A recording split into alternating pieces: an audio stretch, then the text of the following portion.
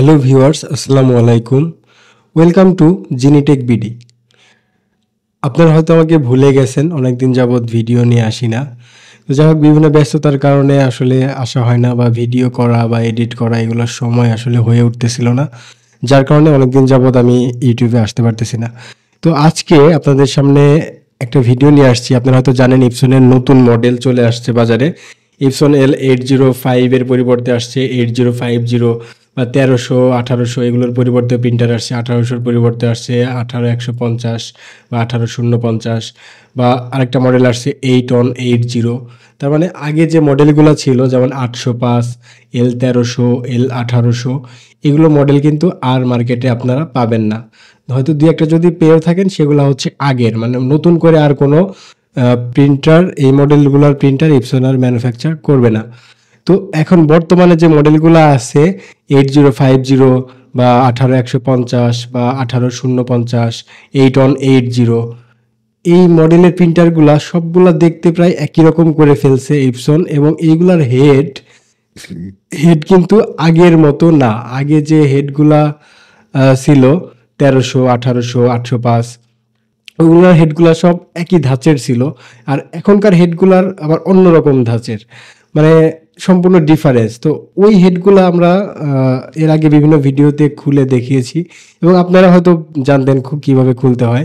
এবং নতুন মডেলের হেডগুলা অনেকে আমাদের প্রশ্ন করে, ভাই এই হেড কিভাবে খুলবো বা কিভাবে খুলতে হয়। তো এই বিভিন্ন মানুষের রিকোয়েস্টের উপর ভিত্তি করে আজকে আমি হেড খোলার ভিডিওটা বানাচ্ছি। এই ভিডিওটি আপনাদের উপকারে আসবে, আর আপনাদের উপকার করতে পারার মধ্যেই হচ্ছে আমার সার্থকতা। তো চলুন তাহলে বেশি কথা না বলে আজকের ভিডিও শুরু করছি।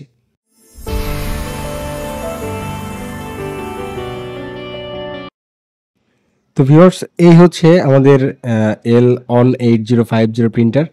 তো এটার হেড খোলার জন্য প্রথমে আপনি হচ্ছে এই যে সামনে দুটো স্ক্রু খুলতেছি, এই দুটো স্ক্রু খুলে নেবেন উপর থেকে। এরপর এই হেডটাকে আপনার মাঝামাঝি বরাবর নিয়ে আসতে হবে। তো নিয়ে আসার জন্য হেডটা লক হয়ে থাকে, এটা আনলক করতে হবে। আনলক করার জন্য এই যে বাম পাশে যে বেল্ট দেখতে পাচ্ছেন, এই বেল্টটা একটু ঘোরালেই হেডটা আনলক হয়ে যাবে। তো হেড আনলক করে এই জায়গা বরাবর নিয়ে আসবেন। নিয়ে আসার পর এই হেডের উপরে যে কাভার থাকে ক্যারেজের উপরে, এই কাভারের উপরে দুইটা স্ক্রু আছে, স্ক্রু দুইটা খুলে এই কাভারটা সরিয়ে ফেলবেন। এই কাভারটা আমি সরিয়ে ফেললাম। এবার যেটা করবেন, আপনার এই ইঙ্ক টিউবগুলো লক করে দিতে হবে। এই যে হাতলটা দেখতে পাচ্ছেন, এই লিভারটা এদিকে ঘুরালে লক হয়ে যায়, আর ওইদিকে ঘুরালে আনলক হয়। তো আমরা এদিকে ঘুরিয়ে, সামনের দিকে ঘুরিয়ে ইঙ্ক টিউবটা লক করে দিব, যেন এই টিউবটা খোলার পর যেন ইঙ্ক পড়ে না যায়, বা কোনো ইঙ্ক যেন লিকেজ না হয়। আচ্ছা, এবার এই যে উপরে দেখতে পাচ্ছেন, এই স্ক্রু খুলে নেবেন। দুইটা স্ক্রু থাকে এখানে। এই দুইটা স্ক্রু খোলার পর এই যেভাবে আমি উপর দিকে উঠাচ্ছি টিউবটা, মানে টিউবের উপরের এই সাদা যে প্লাস্টিকের ম্যাটেরিয়াল, এটা সরিয়ে ফেললাম। এবার আমি কিন্তু টিউব আগে লক করে দিয়েছি, এবার টিউবগুলো অ্যাডাপ্টার থেকে খুলে দিব। সবগুলো অ্যাডাপ্টার থেকেই ইঙ্ক টিউব খুলে দিব। ইঙ্ক টিউব খুলে এই টিউবটা একটু সাইডে সরিয়ে রাখবো। হ্যাঁ,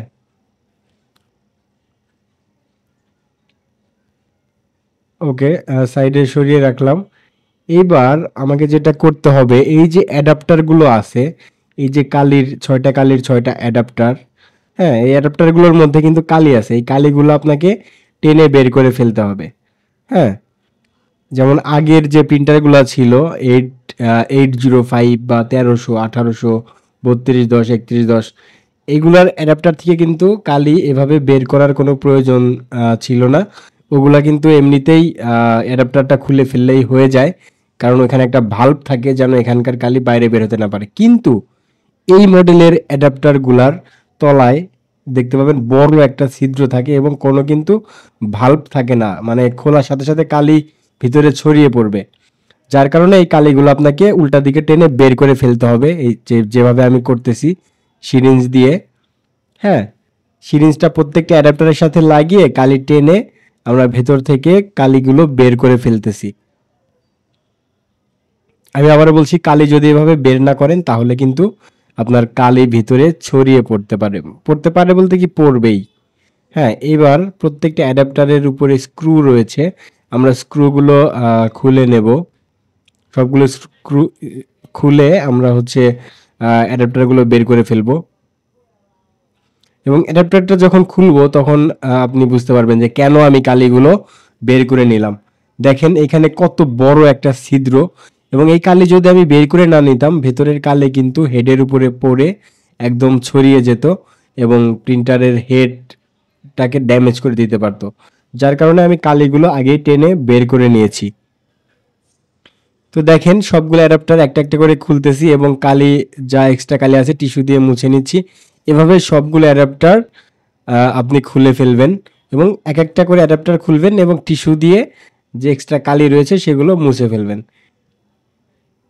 দেখেন এই হেডটা কিন্তু আগের প্রিন্টারের হেডের মতো না। আগে যে 1800 বা 1300, 805 ওইগুলার হেডের মাথায় এক একটা করে ছিদ্রর মতো থাকতো, যার মাথায় অ্যাডাপ্টারগুলো লেগে যেত। কিন্তু এখানে দেখেন কত বড় ছিদ্র এবং এখানে নেটের মতো করে দেওয়া। কাছ থেকে যদি দেখেন ওখানে একটা ছাঁকনির মতো করে প্রত্যেকটা কালির অ্যাডাপ্টারের মাথায় দেওয়া আছে।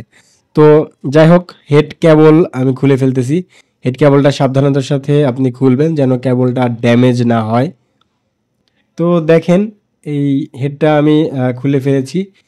এবার ঠিক যেভাবে খুলেছি ওই একইভাবে আমি আবার হেডটা লাগিয়ে দেব, বা নতুন হেড যেটা আপনি লাগাবেন সেটা ঠিক একইভাবে আপনি লাগিয়ে দিবেন। যেভাবে খুলেছেন ঠিক একইভাবে লাগিয়ে দিবেন।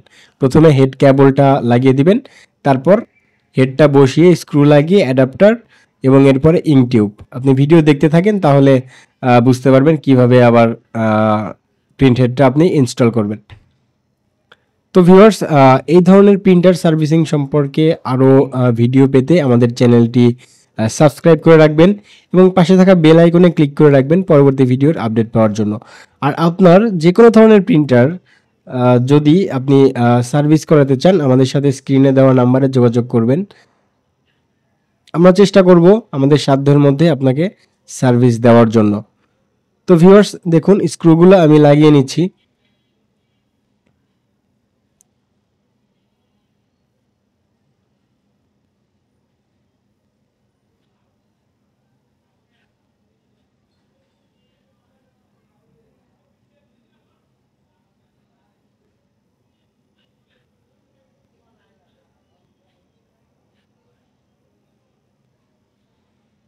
হেডের স্ক্রু লাগিয়ে আমি অ্যাডাপ্টারগুলো আবার আগের মতো ইনসার্ট করে দিব এবং প্রত্যেকটা অ্যাডাপ্টারের মাথায় একটা করে স্ক্রু রয়েছে, স্ক্রুগুলো আমি লাগিয়ে দিচ্ছি।